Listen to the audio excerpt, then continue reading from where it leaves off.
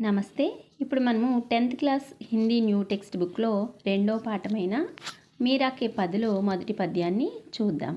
హరి ఆప్ harrow genre Bir Draupadi లాజ్ Rakhi ఆప్ బఢాయో cheer భగత కారణ్ రూప్ నరహరి ధరయో ఆప్ శరీర్ బూఢతో గజరాజ్ రాఖ్యో కాటి కుంజర్ peer దాసీ మీరా Lal Giridhar హరోం Harry Bir. మరొకసారి చూద్దాం. హరి ఆప్ harrow genre Bir Draupadi లాజ్ Rakhi ఆప్ బఢాయో cheer భగత కారణ్ రూప్ నరహరి ధరయో ఆప్ శరీర్ బూఢతో గజరాజ్ రాఖ్యో కాటి కుంజర్ peer దాసీ మీరా Lal Giridhar హరోం Harry Bir. ఇక్కడ మనము ఫస్ట్ చూద్దాం. హరి హరి అంటే శ్రీకృష్ణ, హరో అంటే పోగొట్టడం, అలాగే జన్ అని లోగ్ ప్రజలు, భీర్ అంటే కష్టాలు, దుఃఖ్య దర్ద్. ఇక్కడ మీరాబాయి మనకి ఈ పద్యంలో శ్రీకృష్ణుని ఈ విధంగా వేడుకుంటోంది. హరి ఆప్ హరో, హే శ్రీకృష్ణ, आप जन यानी लोगों की जो दर्द जो कष्ट है उनको मिटा दो. అంటే ఓ శ్రీకృష్ణ, ప్రజలకు ఏవైతే కష్టాలు బాధలు ఉన్నాయో వాటిని నువ్వు తొలగించు. ఏ విధంగా అయితే ద్రౌపదీ లాజ్ రాఖీ ఆప్ బఢాయో చీర్, లాజ్ అని ఇజ్జత్, ద్రౌపది యొక్క గౌరవాన్ని, రాఖీ అంటే ఆ గౌరవాన్ని నీవు నిలబెట్టావు. ద్రౌపది యొక్క గౌరవాన్ని నీవు నిలబెట్టావు. ఏ విధంగా నిలబెట్టావు? ఆ బఢాయో చీర్, చీర్ యానే కపడా యా సాడీ. ఆ కురు సభలో ద్రౌపదిని వస్త్రాపహరణం చేసి దుశ్శాసనుడు ఆమె యొక్క గౌరవాన్ని పోగొట్టడానికి ప్రయత్నించినప్పుడు నీవేం చేసావు? చీరను ఇంకా అలా ఆమెకు ఇచ్చి ఆమె యొక్క గౌరవాన్ని అక్కడ కాపాడావు.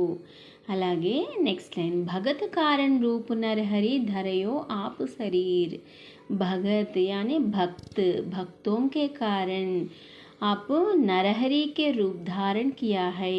नरहरि माने నరసింహ, నరసింహ అవతార్, నరసింహ అవతారాన్ని ధరించావు. అంటే ప్రహ్లాదుడు అనేటువంటి ఒక చిన్న పిల్లవాడిని ఆయన యొక్క భక్తి, ఆ అబ్బాయి యొక్క భక్తికి మెచ్చి దుష్ట సంహారం చేయడానికి ఒక సింహం తలతో శరీరం అంతా ఒక నరుని యొక్క అంటే మనిషి ఆకారంలో ఆయన నరసింహ అవతారాన్ని ధరించి ఆ దుష్ట సంహారం చేయడం జరిగింది.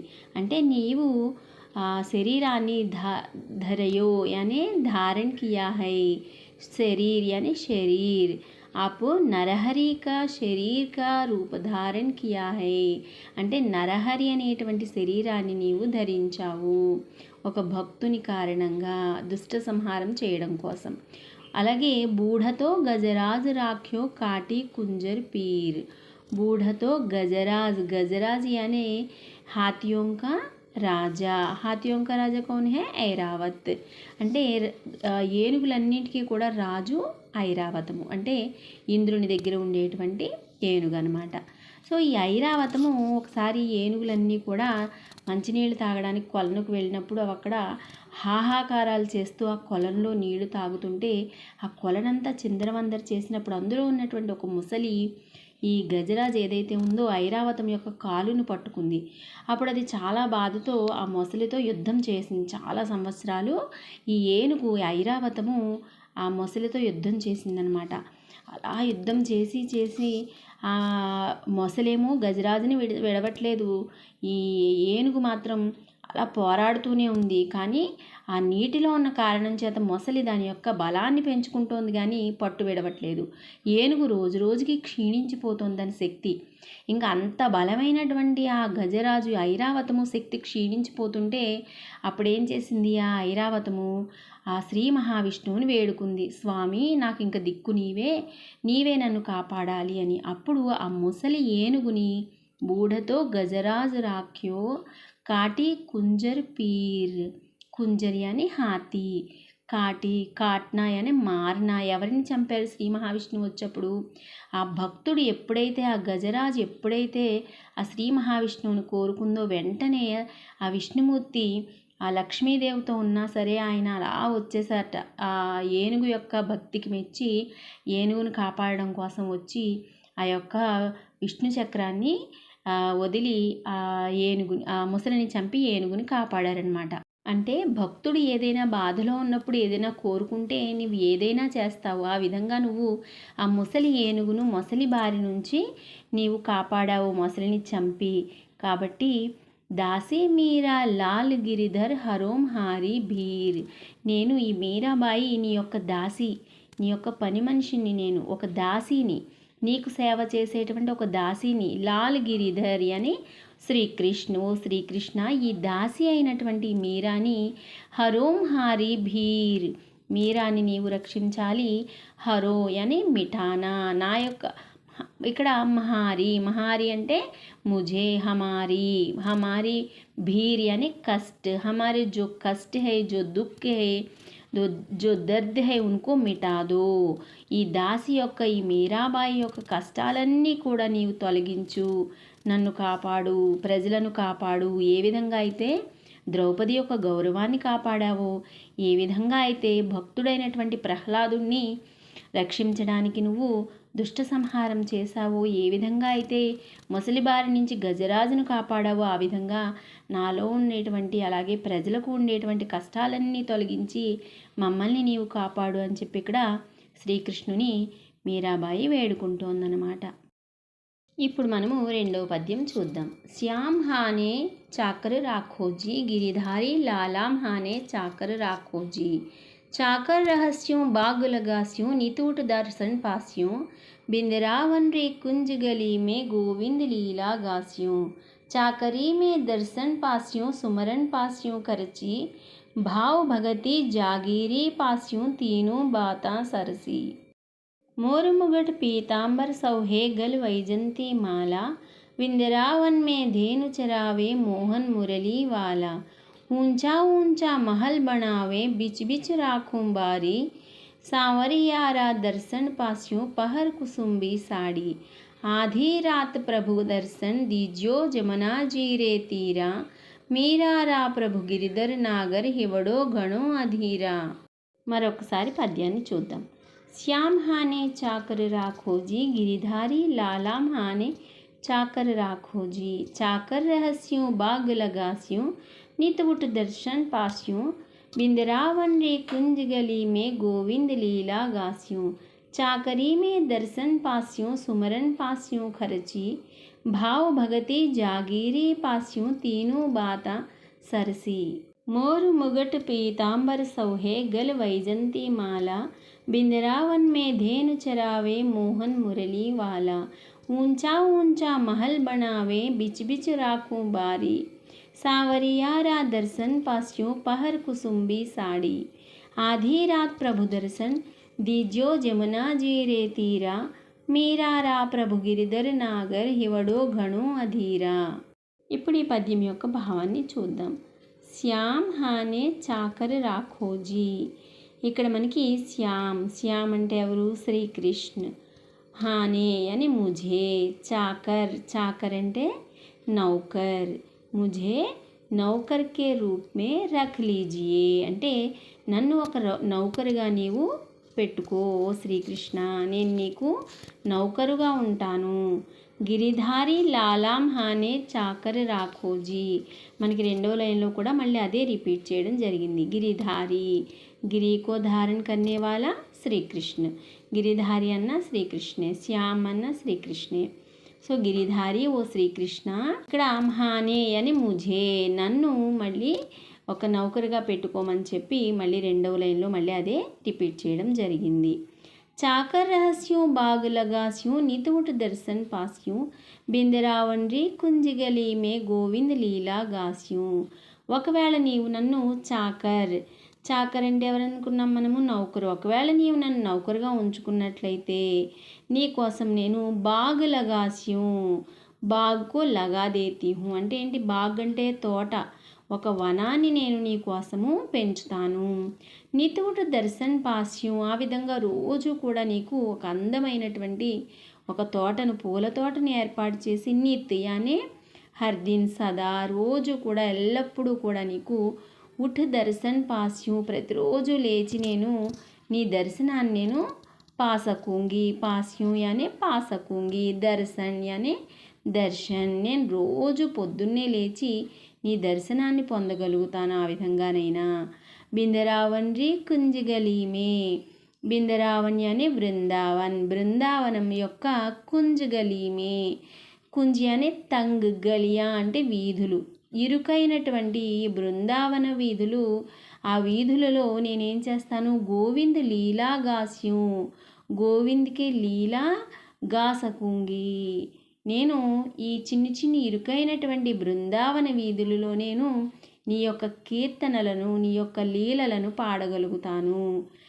అందుకని నన్ను నీవు ఒక నౌకరులాగా ఉంచుకో అని చెప్పి ఈ మీరాబాయి శ్రీకృష్ణుని వేడుకుంటోందనమాట. నెక్స్ట్, చాకరీ మే దర్శన్ పాస్యం సుమరన్ పాస్యం ఖర్చి, భావ భగతి జాగీరి పాస్యం తీను బాతా సరసి.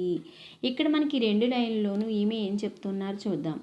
ఇక్కడ చివరి చూడండి, తీను బాతా సరసి, తీన్ బాత్, సరసి అని ఫాయిదా, ముझे 3 బాతోं की ఫాయిదా హై, 3 విషయోं में ఫాయిదా హై అంటే నాకు 3 విషయాలలో లాభం ఉంది. ఏ విధంగానట, చాకరీ మే దర్శన్ పాస్యం, చాకరీ అంటే నేను నీకు ఒక నౌకరుగా ఉన్నట్లయితే ఆ నౌకరీలో నేను అప్కే దర్శన్ పాసకుంగి, నీ యొక్క దర్శనాన్ని పొందగలుగుతాను నేను, అది 1వ లాభము.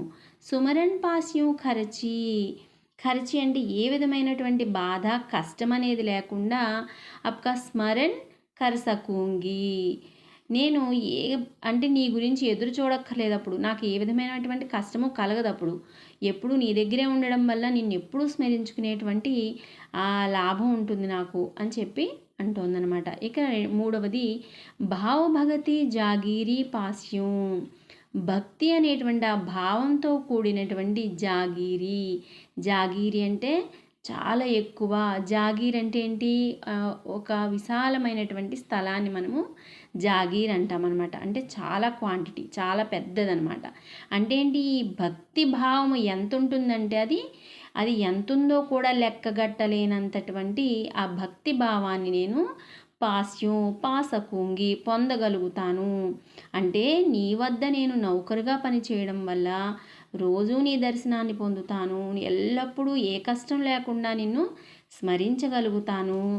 భక్తి భావాన్ని ఒక జాగీర్ అంటే ఒక ఎస్టేట్ ఏ విధంగా అయితే బాగా ధనవంతులు ఎస్టేట్స్ని ఎలా అయితే ఏర్పరచుకుంటారో అలా నేను భక్తి భావము అనేటువంటి ఆ ఎస్టేట్స్ని పొందగలుగుతాను. అంటే నా వద్ద ఉండేటువంటి సంపద ఏంటి, భక్తి అనేటువంటి సంపద, ఆ సంపదని నేను పొందగలుగుతాను.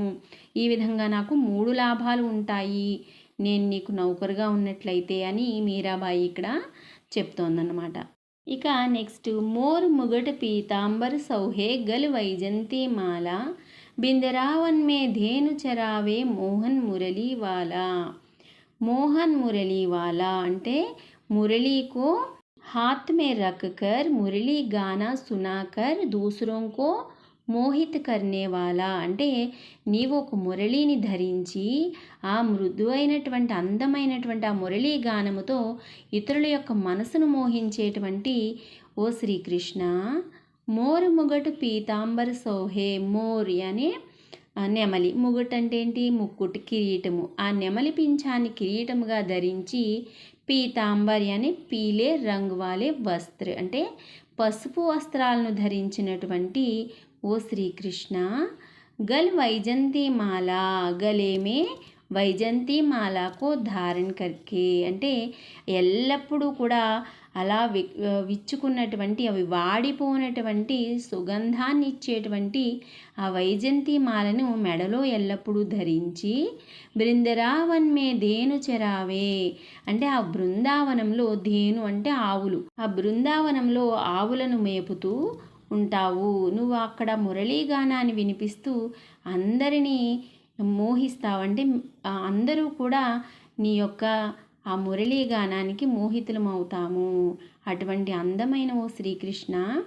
ఊంచా ఊంచా మహల్ బనావే బిచ్ బిచ్ రాకు బారి, అటువంటి అందమైనటువంటి ఓ శ్రీకృష్ణ నీ కొరకు నేను ఊంచా ఊంచా మహల్ బనావే ఎత్తైనటువంటి భవంతులు నిర్మిస్తాను. బిచ్ బిచ్ రాకు బారి అంతేకాకుండా బీచ్ బీచ్ మే, బీచ్ బీచ్ అంటే మధ్య మధ్యలో, రాకు బారి, బారి అని బాగ్ తోట, అంటే బగీచా అంటే నేను నీ కోసము అందమైనటువంటి ఆ భవంతుల మధ్యన, ఎందుకంటే నీకు బృందావనం అంటే చాలా ఇష్టం కదా, నువ్వు అక్కడ ఆవుల్ని మేపుతూ ఉంటావు కదా, అందుకని నీ కోసం నేను ఎత్తైనటువంటి భవంతులు నిర్మిస్తాను, మధ్య మధ్యలో నీ కోసం నేను ఆ తోటలను, ఆ బగీచాను పూలవనాన్ని ఏర్పాటు చేస్తాను.